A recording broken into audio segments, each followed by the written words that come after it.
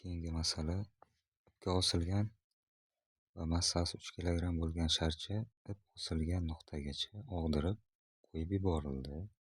Sharcha L nuqtadan o'tayotgan paytda ipning taranglik kuchini hisoblang. Xo'p. Mana bu L nuqtadan o'tayotgan paytda ikkita tashkil etuvchisi bor.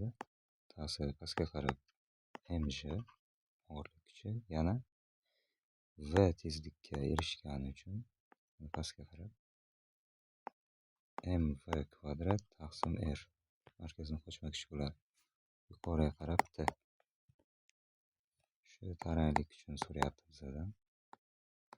mj plus mv kvadrat taqsim r.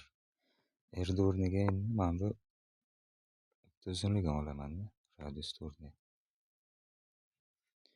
Xo'p, o'rniga qo'yib hisoblasak, t teng bo'lyapti.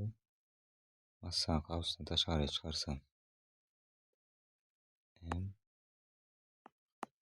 j plus v kvadrat taqsim l.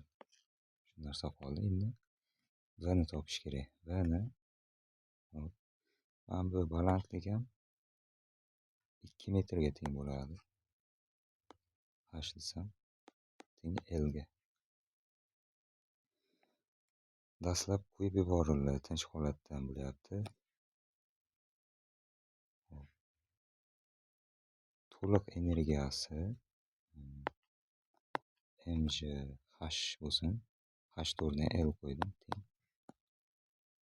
Mana bu yerdan o'tayotgandan keyin kinetik energiyasiga tenglashtiraman. mv kvadrat taqsim 2 ga. mda ketdi. V ni topsam shu yerdan v ni kvadrati teng 2jl. Mana shu narsa ekan.